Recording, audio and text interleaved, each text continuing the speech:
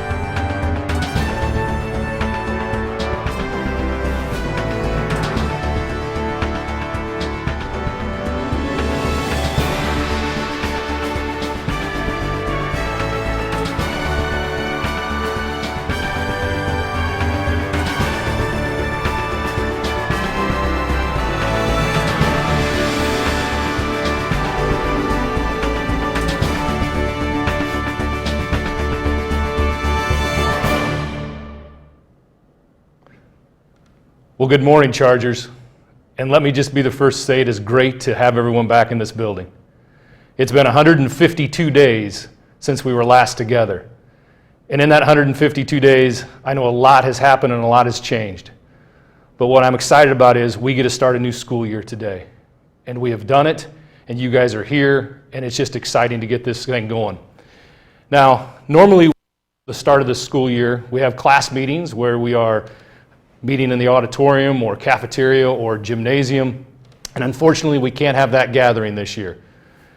And so in order to get the information out to you, we're going to be doing a lot of this, some videos that are being played. We know that there's a lot of information that we have got to cover today. And in the effort to try not to information overload, I'm going to try to give you a few things here this morning. And then the grade level administrators have prepared some material for you. And your homeroom teachers are going to be going over things. But put all that information aside. The most important thing that I can say today is enjoy the day. We've got the opportunity to be back together in a great place such as Carroll High School. And our staff, kitchen staff, custodial staff, office staff, the teachers have been working hard to try to make this day happen. And it's finally here. And so for that I am grateful. I am thankful you are here. And let's get started on some information. So a lot of questions have been asked about the new schedule. And it is true, we're going to run this year with the challenges of the pandemic and our goal to keep this building open. We've gone to a block 8 schedule. And that's been communicated out, but I just thought I would bring some clarity to hopefully what that means. We've basically taken 0 hour and today, which gives us 8 class periods. And so therefore, you're going to hear us talk about even days and odd days. And of course, it means just what it said. And it kind of mirrors what we did last spring when we went to remote learning, where we had half of our classes on one day and half of them on another. These classes are all 85 to 90 minutes long.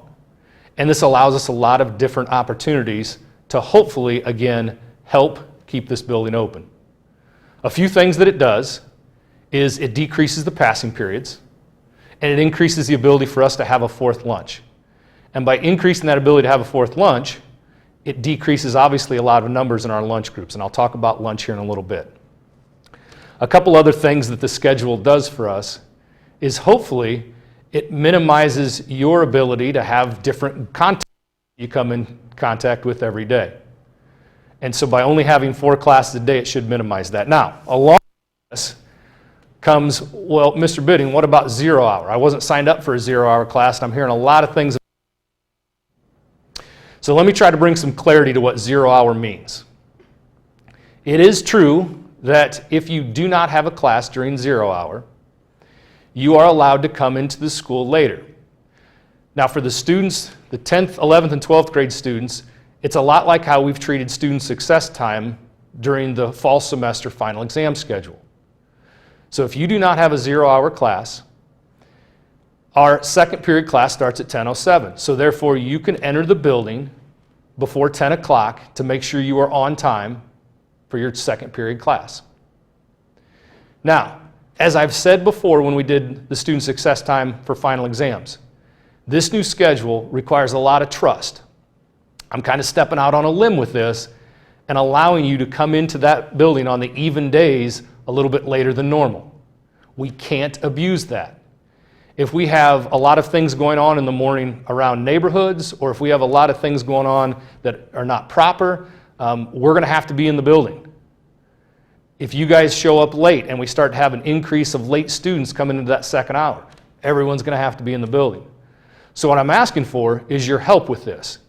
This allows us to slowly bring in students on half of our days. It's going to decrease the crowds in the morning on half of our days. It's going to allow our custodial staff some extra time on some of those mornings to get some other cleaning done. And so there's a lot of benefits to this, not to mention some of the benefits just for you, the student, on having a little bit of flexibility on some of your mornings. I'm asking you, please don't abuse it. Now, for those students who ride the bus, please note the buses are running the same times every day. And so if you ride the bus, or if your parents have to drop you off, you have a spot in our building. So on Friday, when this starts, we're going to ask that for those students that are coming in at our doors open at 8:10, and that's the normal time where the buses drop you off, or that's when your parents are going to drop you off. We're going to ask that you report to the field house. We'll have designated areas in the field house to get us set up, and from that point you'll be sent to a location, and that will then become your normal check-in spot. So again, Friday morning for those students who are riding the bus, or for those students who get dropped off and don't have the flexibility of coming in a little bit later on the even days, you will report to the field house Friday morning, and from that point you'll be assigned a different location, and that will be your new check-in spot.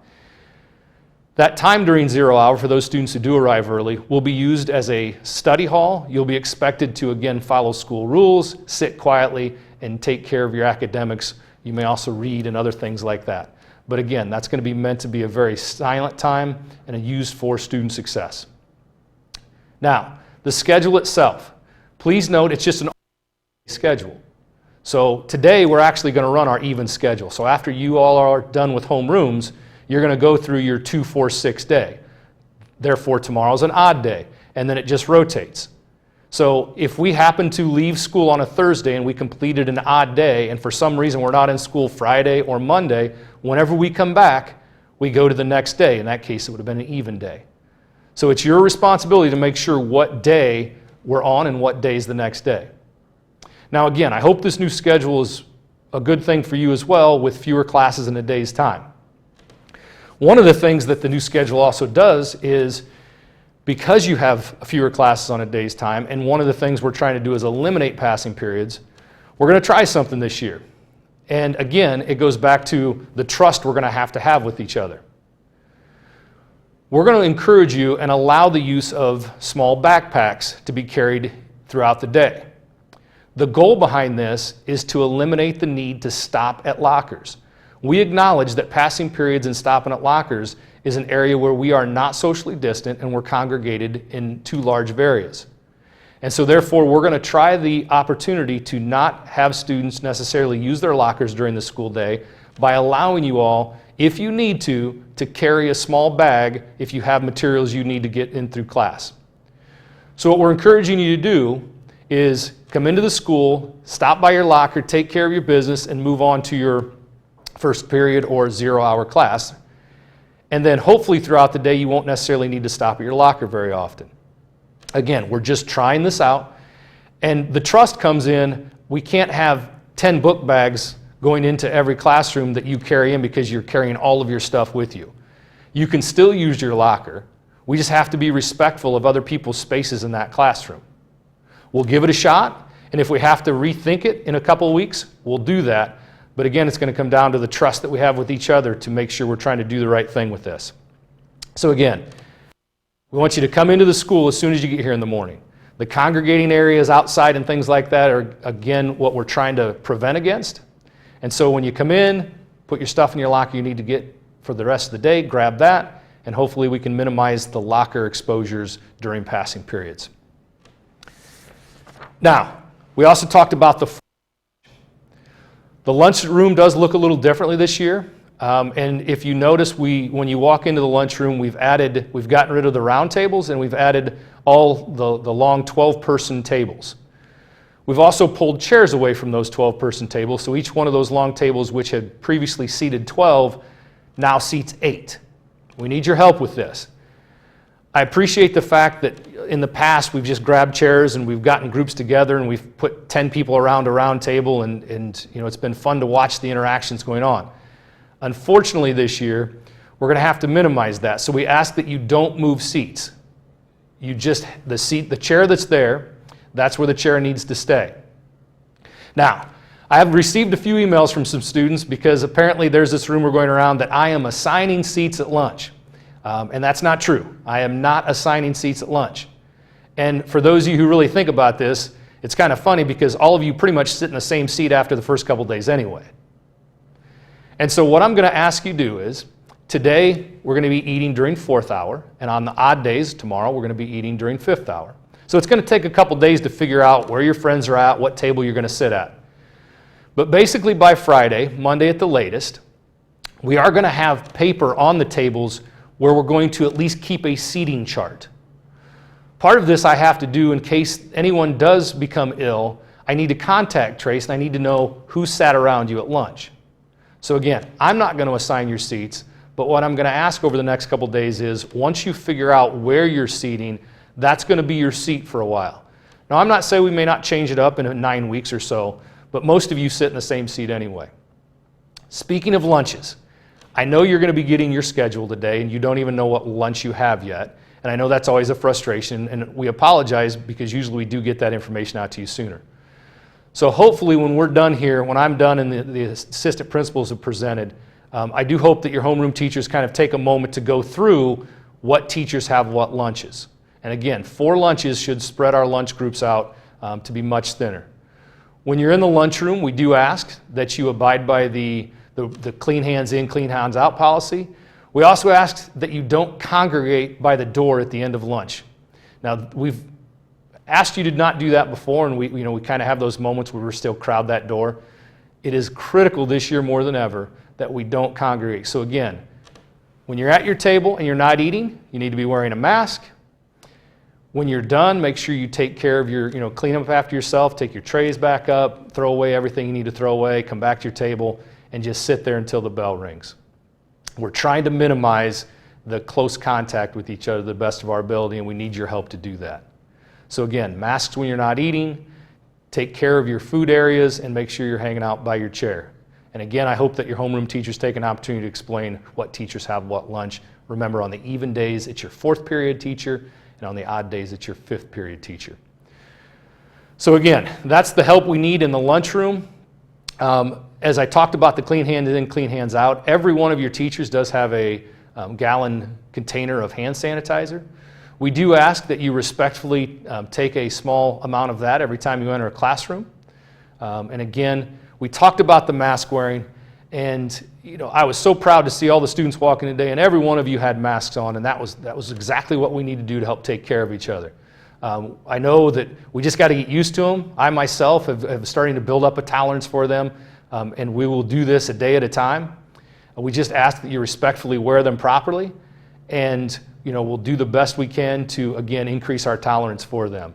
This is all about taking care of each other, and the masks and the clean hands in, clean hands out, and just abiding by the rules that the teachers are working with you on. It's all in an effort to try to keep our building open and in the safest possible environment we can make it. So again, I appreciate your help with that. Again, sometimes we're going to have students get absent, and for no fault of your own. Maybe a parent tested positive for COVID, and you're being told you got to stay home for 10 days. You don't ever miss, and you're like, oh my goodness, I have to stay home. What can you do? Well, our staff they've been brainstorming ideas, and so I would encourage you to pay attention as your teachers walk you through the logistics of staying caught up. That's our theme this year.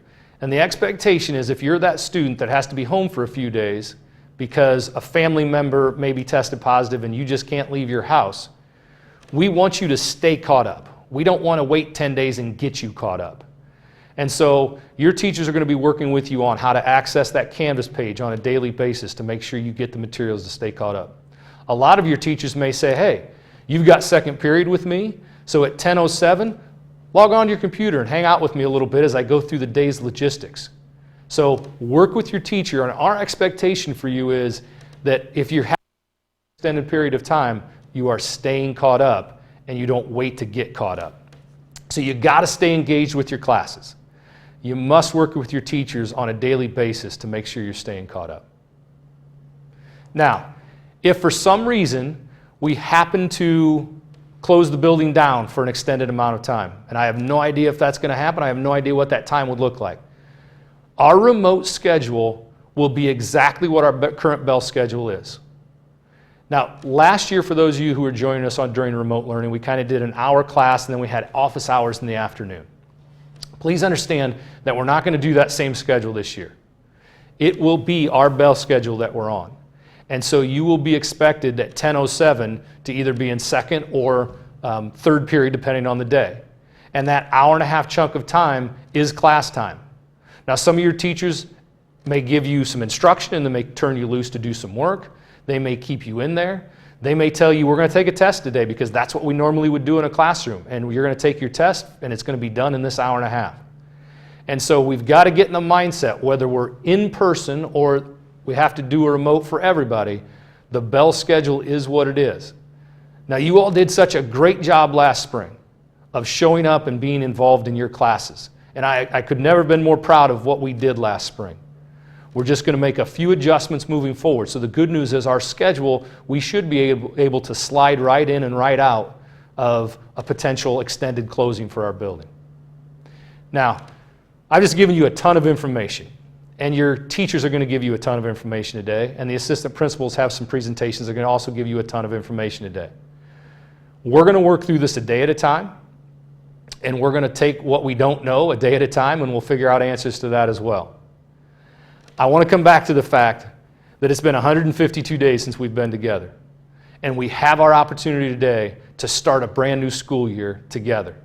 And for that, we're going to make the best of it.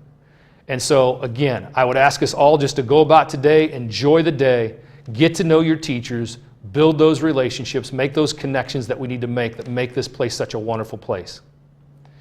Now, other things that I normally talk about in that first day meeting, I still want to just make references on, and that's just taking care of each other.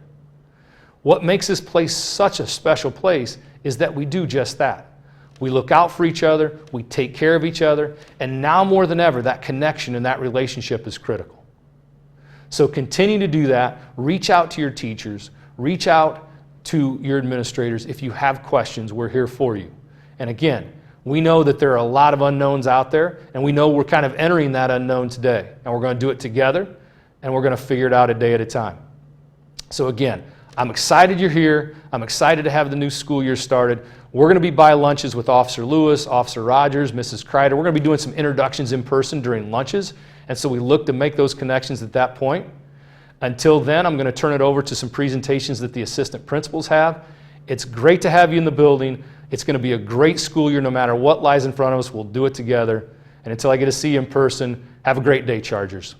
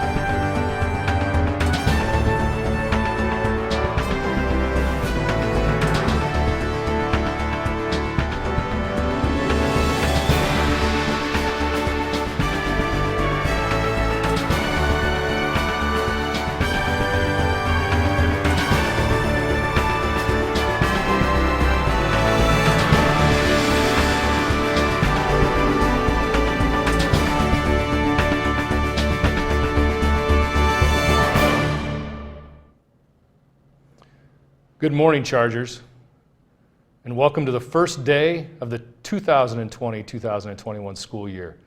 I'm coming to you live from Studio 415, and I know I'm joining the remote learners right now, and so you're coming to me from wherever you're at, and it's just good to be together even though it's in a remote setting. A big thank you to Mr. Bob Johnston for allowing me to hang out in his video studio right now to bring you this message. Now, to our remote learners, there are just some things that I'd like to cover with you, and I know our assistant principals also are going to be covering some information, and all of your teachers are going to be going through some of the logistics. We're trying to take what we learned last spring and make it better, and hopefully provide you the best learning experience we can in a remote setting. Now, normally on the first day of school, we'd have our class meetings where we'd get to talk about a bunch of things, introduce you to a bunch of people, and we're going to try to do the best we can to make that experience the best that we can at this moment in time. So some of the things I just want to make sure that I cover is we're still here for you, and to me the biggest thing about school is that relationship piece and that connection piece, and I don't want the remote setting to get in the way of that. And so I want to first start off by saying, students, if you need to talk to somebody, if you need to get a hold of a question, you have your grade level administrator. You have your grade level guidance counselor. We also have our school resource officers, Officer Rogers and Officer Lewis. Please feel free to reach out to them. We also have our student assistance program, and Mrs. Samantha Kreider is our student assistance program counselor, and so please reach out to her as well. So we're still here for you, even if it has to be during a remote setting. So please don't hesitate to reach out to us if you need anything, and if we can be assistance in any way we know how. We know that there are still things to work out during a remote setting, and our teachers have been working diligently to prepare their courses for you. Now, unlike the spring when everyone was in that remote setting, we acknowledge that we have two different things going on right now. For example, we've got our U.S. history class that may be in person and remotely, and our goal is to try to make that as the same playing field as possible. And with that comes some responsibilities that you as the remote learner have got to take on. One of those things is just being present. We are following the same bell schedule that our in-person students are following. So we have our even days and our odd days. And so you are to be expected to be up and ready to go when that class starts. Now, I know last spring some of you maybe just kind of still staying in bed or rolling around and not really up, and we need you up and going. Again, our in-person students are doing it, our remote students need to be doing it. Same expectations. So you need to be up, cameras on, ready to go. Last spring we kind of were, well, cameras on, cameras off, whatever makes you feel comfortable. We can't do that now. We've got to make sure we have those interactions for conversations. So again, the expectation for you as a remote student is that you are up, ready to go, cameras on, just like our in-person students would be. So follow that bell schedule. And that bell schedule alternates. So today we're actually going to run our even period. So after we're done with this morning at 10:07, second period starts, and then it goes 2:46 today. Tomorrow's 1:357. And then it just alternates. And so if we ever miss a day, whether it's Labor Day on a Monday, whatever day we come back to the next day. And so if we leave on an odd day, the next time we're in school it's an even day. So make sure that you are following what classes you need to be in where. Now, the most important thing, like I said, is that you are present for your classes. You're engaged in your classes. We're going to be doing testing a little differently this year than we did last spring. Because you have that 90 minutes with that teacher, there's going to be, unlike last spring when you maybe had, hey, we're going to give a test, make sure you got 24, 48 hours to get it done. There's going to be tests because our in-person students have 90 minutes to take that test. You're going to be expected to take that test in the same amount of time with your cameras on, and the teacher's going to be there just like they would be in person. So we're going to learn some things about how this new remote style works. The most important thing I can tell you is stay engaged with your teacher. They're going to be able to answer your questions, and they're going to be able to figure some of this stuff out as new things creep up that we may not have seen or thought of. And so it's going to be a learning experience as we kind of journey off into this unknown. I feel like our guidance counselors have provided you a great opportunity on the master schedule of what this new remote structure looks like. and our teachers have done a great job of trying to provide as many courses as we possibly can. From you, we just need engagement. Now with that comes, as our in-person students would also see, there's going to be times where you're probably going to be absent. Maybe it's a dental appointment or an orthodontic appointment. You need to treat it just as if you were in person. So if you're going to miss a day for an appointment, you need to call in the school and report that you're going to be absent and state why. And again, if it's a medical appointment, you have to provide the documentation so we can still mark it as documented. If it's you're sick, then it potentially is undocumented. So again, work with the school office on attendance. Again, whether you're remote, just as if you were in person. So we just want to make sure we're in that mindset. And with that just comes, and I'm not going to necessarily beat on these too long, but school rules still apply. And so all the rules that you would have if you were in person follow the remote setting. And again, our assistant principals can cover those as well, and we know that's not going to be an issue. We just feel like it needs to be stated. So the important message is we're excited to get that first year started again. It just feels like a first year for everybody. And for our remote learners, we know that we're going to have to work through some things. We're going to take it a day at a time. Our teachers are working diligently to, again, provide you the best instruction we can through this remote setting. And every day we're going to figure a little bit more out. So reach out to your teachers, be ready to go when that bell rings, and stay engaged. If you have to be absent, make sure the office knows, but again, reach out to the teacher. They're there for you, just as your guidance counselors are there for you, the administration is there for you. Please don't let the remote setting disengage you from Carroll High School.